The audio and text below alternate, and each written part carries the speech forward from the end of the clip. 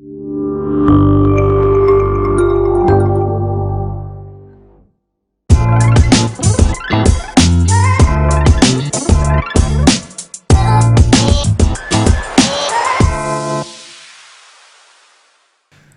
Yasmine Benamor. Bonjour et merci pour votre invitation. Merci d'avoir accepté. Je rappelle que vous êtes directrice générale du groupe HEM et président du réseau LCI, pas la chaîne télé, hein? Non. Et le groupe, le réseau LCI Éducation Afrique. Absolument. Ça. Donc on va peut-être démarrer le débat parce que je me dis, bon, vous êtes une chef d'entreprise, vous êtes une patronne? Non? Ça vous fait sourire? Je me qualifie en général pas comme ça, mais je suis une chef d'entreprise. Une chef d'entreprise, donc... Et un professeur aussi. Et un professeur, oui. Effectivement, vous êtes professeur également, mais votre sentiment général, vous, en tant que chef d'entreprise, en tant que femme, en tant qu'entrepreneuse, en tant que chercheuse sur l'environnement dans lequel on est, cette nouvelle année 2019, ces perspectives, est-ce que vous respirez à plein poumon? Est-ce que...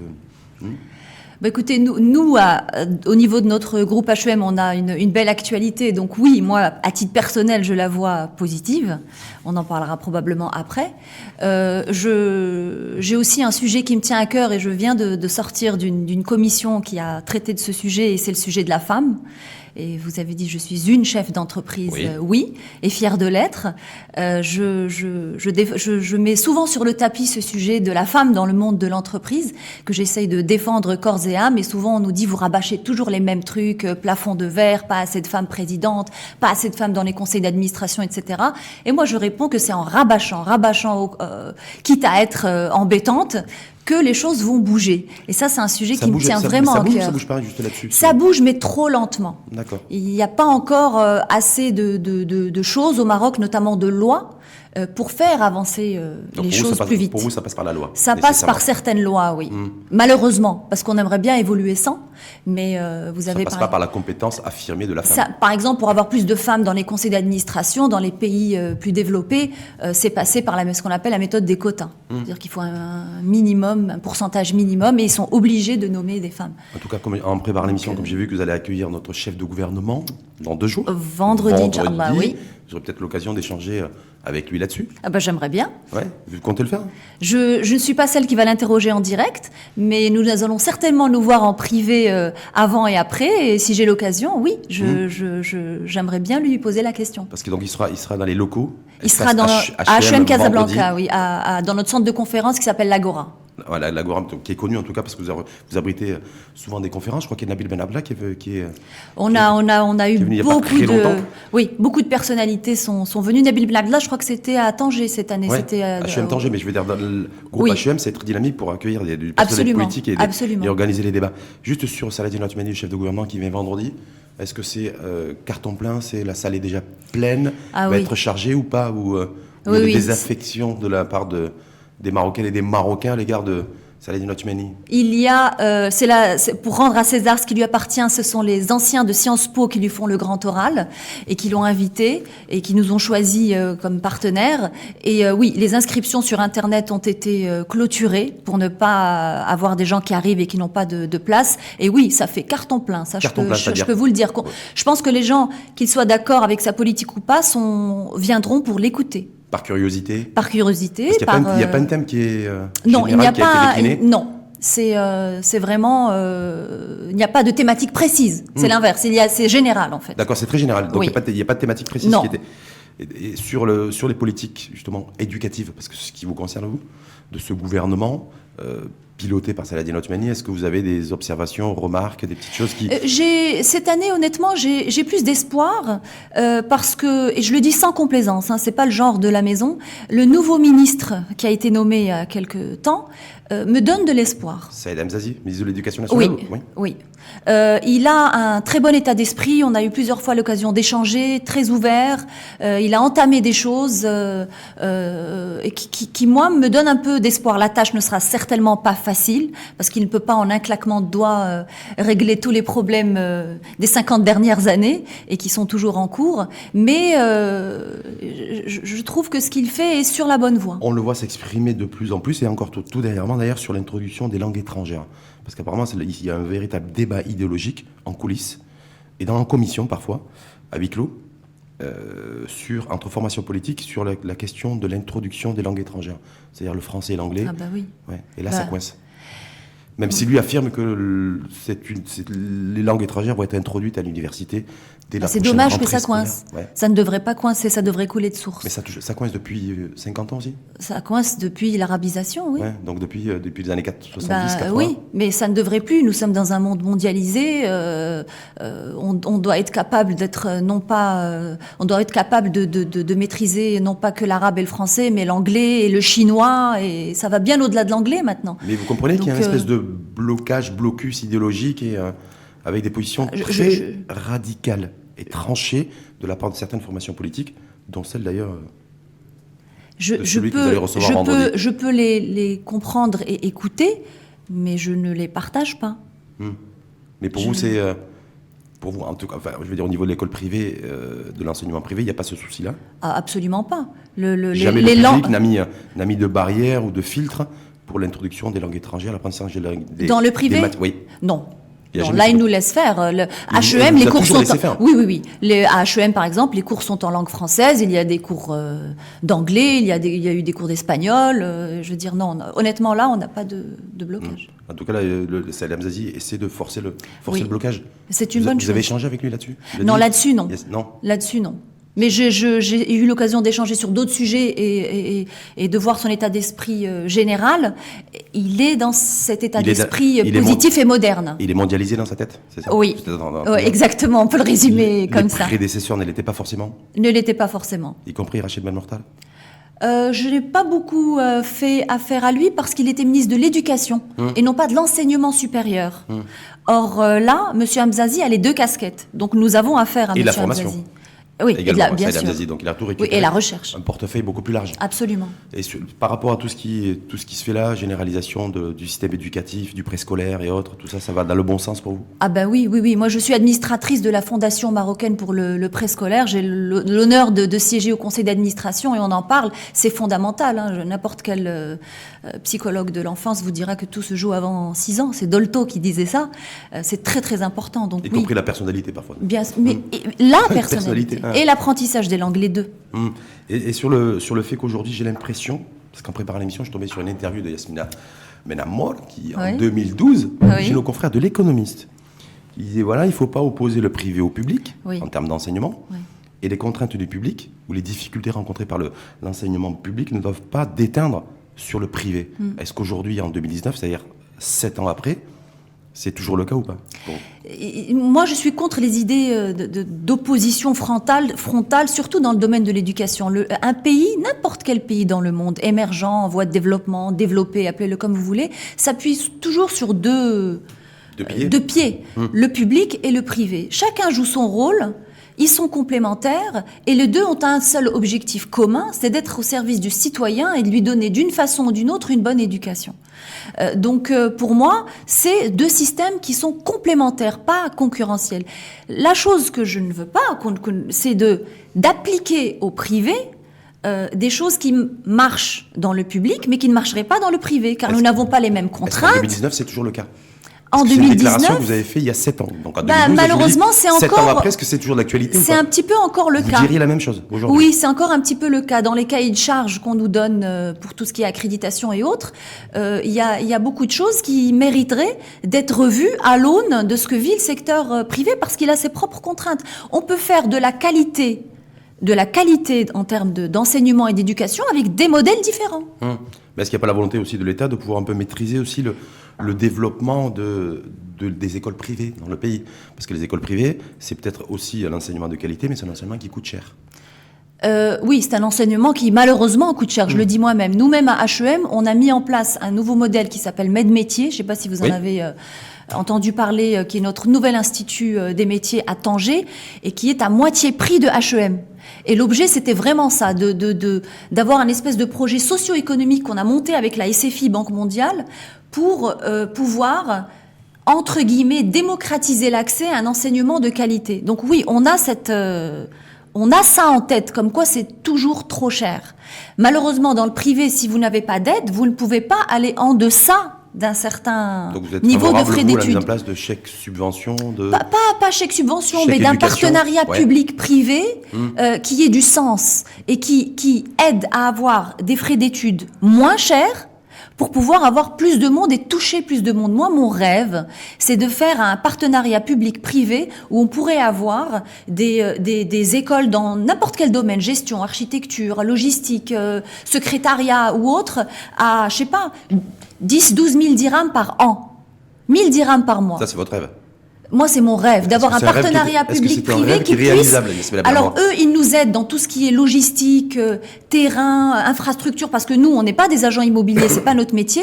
Nous, quand je dis nous, ils peuvent faire un appel d'offres et que le meilleur gagne. L'État met du foncier public à disposition des investisseurs privés qui veulent investir dans des écoles. Voilà, des aides plutôt à ce niveau-là, logistique, enfin qu'il y ait, on va pas l'inventer le partenariat tout de suite, mais qu'il y ait des aides à ce niveau-là. Et nous, on gère d'un point de vue enseignement et éducation et pédagogique. C'est-à-dire c'est quelque part un désengagement total de l'État en matière d'éducation, sauf la mise à disposition de terrain. Oui, que nous, on puisse gérer, exactement. On peut avoir évidemment un accord sur des choses à mener ensemble. On va pas faire on peut d'un commun accord trouver définir les contenus de programme, exactement, éducatifs, pédagogiques. Mais avoir de l'aide pour pouvoir proposer des frais d'études moins chers et donc avoir plus de monde et donner plus de chance à plus de personnes. En tout cas, c'est de plus en plus cher. Quand on voit la courbe, c'est de plus en plus cher et c'est très souvent, dans la plupart des cas, le premier poste de dépense des ménages. Oui.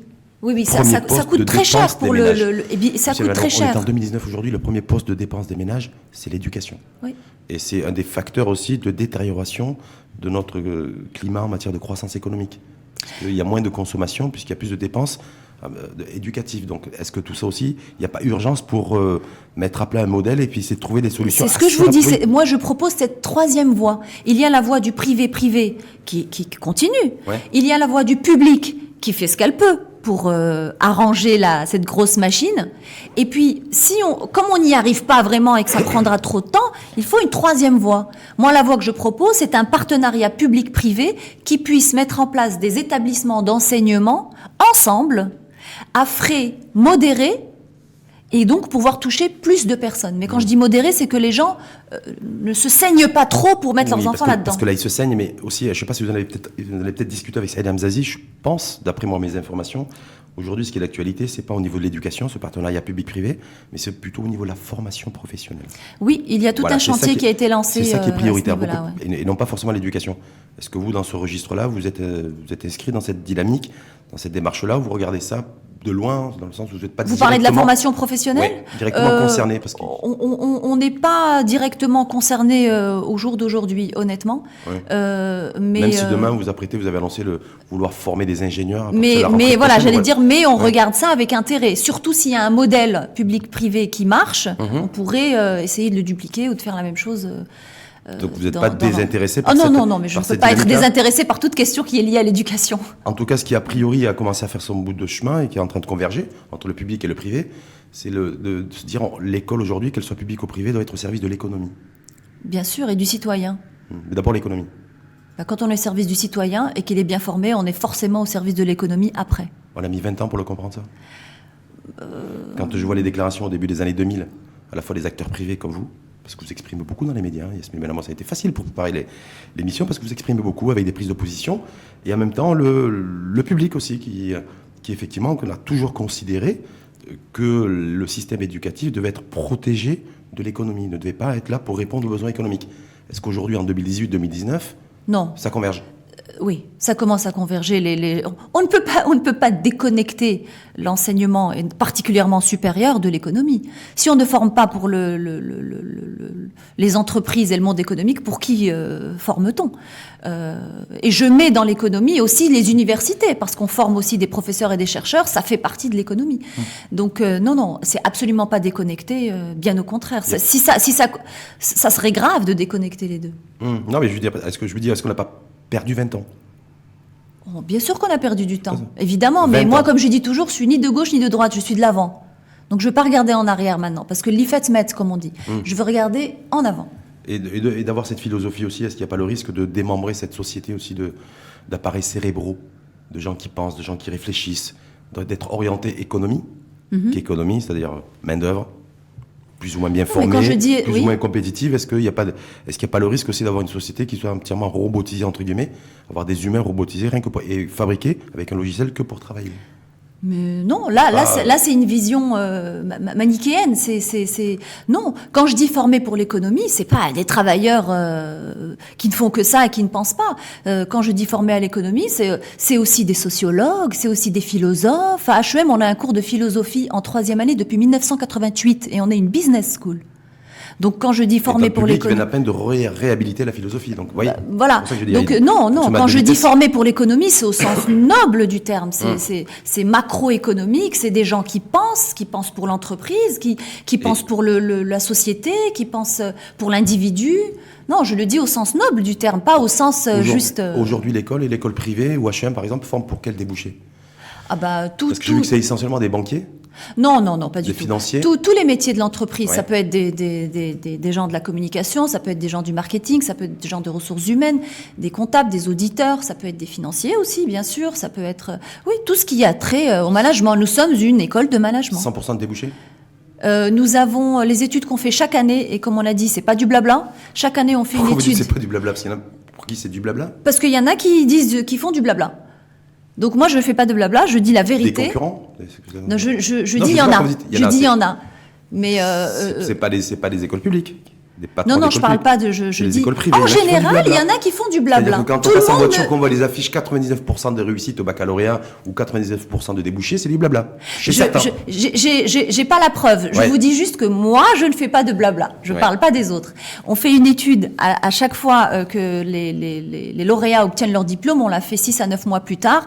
Et cette année, 83% exactement des lauréats de HEM ont trouvé du travail 6 mois après leur diplomation. 83%, c'est combien de personnes? Combien d'étudiants? Vous prenez 83% de 300 lauréats. Donc c'est à peu près 270, 270 qui ont trouvé facilement du travail. Qui ont trouvé au bout de 6 mois. Au bout de 6 mois. Oui. Un emploi, ce qui est bien. Ce qui est un bon taux. À durée indéterminée. Indéterminé, oui. Qui est un très bon taux d'employabilité, oui. Alhamdoulilah, oui. Donc notre économie continue à. Oui, mais à embaucher, continue à recruter, continue à. Oui.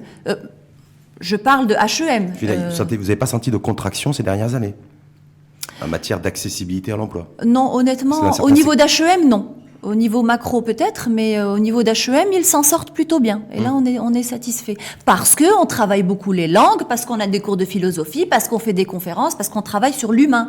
Justement, pas que sur la technique. Exactement. C'est exactement ça. On forme des managers citoyens.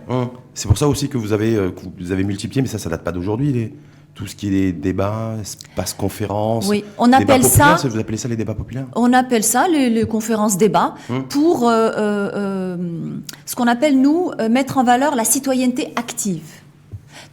On ne dit pas à nos étudiants pensez comme ça ou pensez comme ça. On dit juste pensez.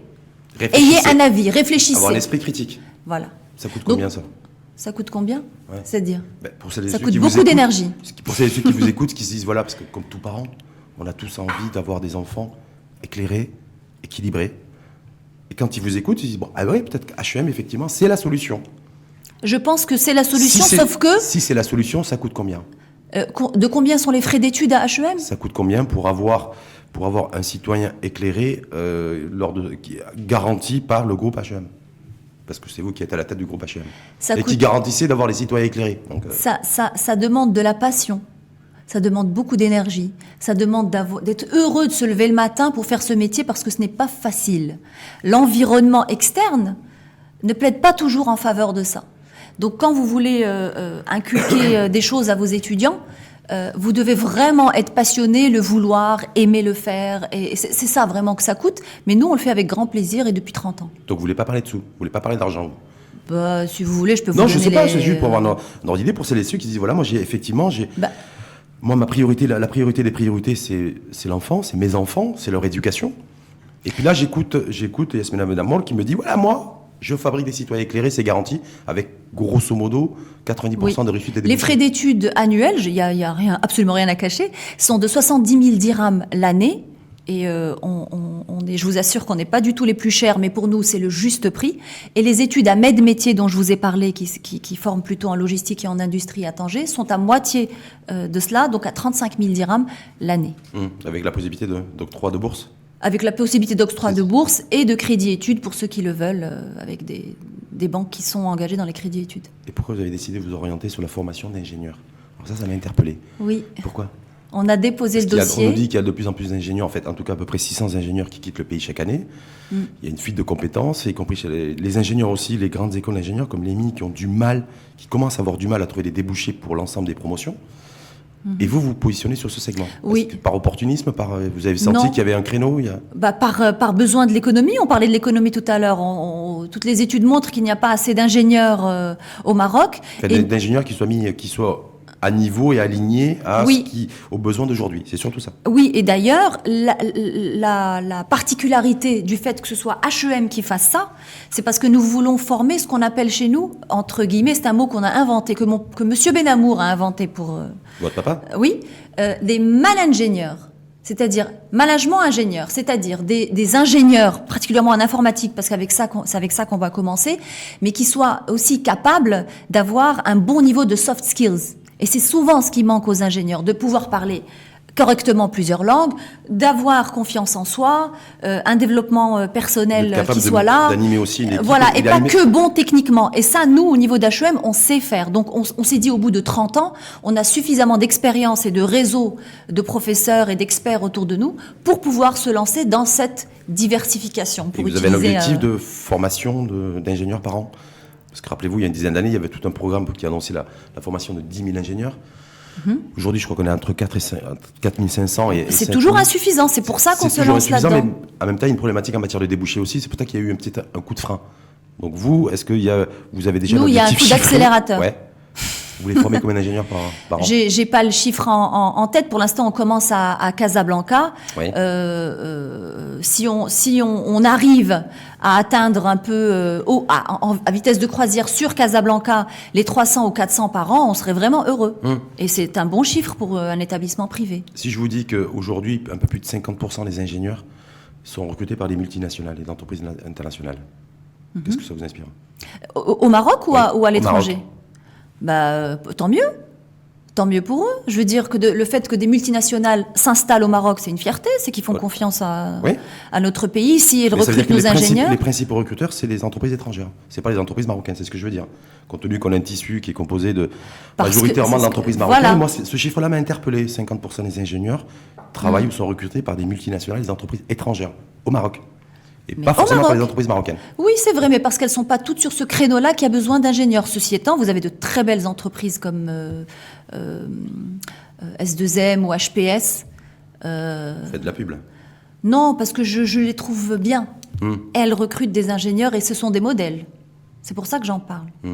On parle de l'Afrique, LCI. Je sais que ce n'était pas une chaîne parlementaire, c'est pas une chaîne télé d'information tout continu. C'est un réseau canadien. Oui, c'est un réseau éducatif canadien. Alors, j'ai envie de dire, vous avez dit tout à l'heure, d'ailleurs, je crois que HEM a été créé en 1988. Oui, 30 ans. 30 ans. 30 ans, au bout de 30 ans, vous avez décidé effectivement de déménager. Un tournant. Déménager en Afrique? On va faire des choses en Afrique, ouais. Vous allez déménager en Afrique? On va la déménager? Non, parce que vous allez. Est-ce qu'HEM va déménager en Afrique? HEM, pas particulièrement la marque HEM, mais Med-Métier, probablement oui. Pourquoi vous n'y allez pas avec la marque HEM? C'est la question qui était sous-tendue. Parce que la marque HEM est trop. Trop marocaine? Non, pas du tout. Les frais d'études sont trop chers pour le marché africain. Le modèle HEM est trop haut de gamme. On peut avoir un ou deux campus flagship HEM dans certaines villes, grandes villes africaines. Mais on estime que le modèle Med-Métier, qui est plus aux bonnes qualités, juste prix, serait plus adapté au marché de l'Afrique, notamment francophone. Plus un modèle low cost par rapport au modèle existant HEM? Je n'aime pas du tout ce mot-là dans le domaine de l'éducation, parce que on ne parle pas de low cost dans l'éducation. Non. On parle de quoi? On parle de modèle. Quand on réajuste un modèle vers le... Bonne qualité, juste prix. HEM, c'est très bonne qualité, prix plus élevé. vous dirigez vers l'Afrique francophone, si j'ai bien compris. Oui, dans un premier temps, parce que nous sommes plus liés à la langue française. C'est l'héritage colonial qui a orienté le développement d'HEM en Afrique? On va pas dire l'héritage colonial, c'est un peu trop fort, mais on va plus vers l'Afrique francophone parce que notre réseau est plus engagé vers la langue française. En tout cas, vous êtes associé à ce réseau canadien, oui. LCI Éducation, oui. En fait, vous avez vendu HEM à ce réseau. Ils ont racheté une majorité du capital de HEM, oui. N'ayons pas peur des mots. 85%. Absolument. Et confirmé. Confirmé. Ça fait beaucoup de sous, ça, non? Et Monsieur Benhamour a gardé 15% de HEM, du capital, et il demeure président de HEM et président du conseil d'administration. En tout cas, vous n'êtes plus majoritaire au niveau d'HEM. Non. C'est les Canadiens. Oui. Et on l'a voulu. On l'a voulu. Ouais. Ce n'est pas quelque chose de subi. C'est pas un désengagement de la famille Benhamour? Non, moi j'y reste. Oui, mais vous êtes resté en tant que DG.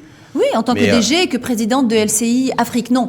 Vous savez, parfois, il faut prendre des décisions difficiles, surtout quand vous êtes une entreprise familiale. Donc, on a pris ensemble cette décision pour donner un élan de développement supplémentaire à HEM.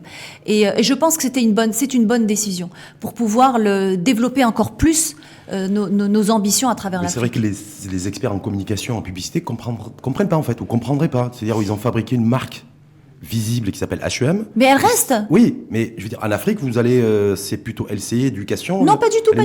Alors là, je remets les points sur les i parce que c'est très important. Les gens font la confusion. LCI n'est pas une marque d'école. On ne fait pas ses études à LCI. C'est un réseau. C'est juste le nom du réseau derrière. Les marques demeurent. On ne va pas faire une croix sur 30 ans d'image. Non, les marques demeurent. Demain, il y aura HEM en Côte d'Ivoire, HEM demain, au Sénégal. Il peut y avoir HEM ailleurs. Demain, il peut y avoir Med-Métier ailleurs. Donc, au contraire, il y a une grande envie, et c'est là, de garder, de conserver la marque HEM et la marque Med-Métier. Donc LCI n'est pas, LCI vraiment est derrière, elle est le support.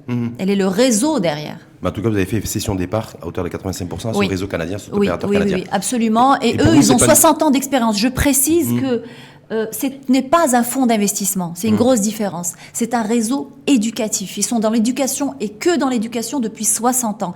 Nous avons les mêmes valeurs, nous parlons le même langage. Et c'est pour ça que je vous dis, c'était voulu. Ce n'est pas subi. Avec un partenaire pareil, c'est voulu. C'est un très beau partenariat. Et ce partenariat, c'est quoi? Qu'est-ce qu'il a comme objectif concrètement?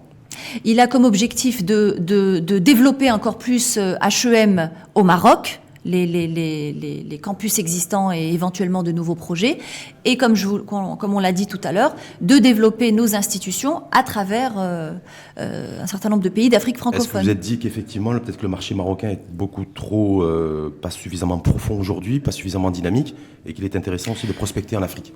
Ça, c'est clairement, y compris en matière d'éducation, comme vous pouvez le faire à la tête d'une industrie agroalimentaire. Voilà. Absolument, ça c'est la même démarche économique. Si je mettais ma casquette de prof de stratégie, c'est le chemin naturel. Quand vous êtes sur un marché, une fois que ce marché est plutôt balisé et ensuite saturé, c'est normal, vous allez vous développer ailleurs.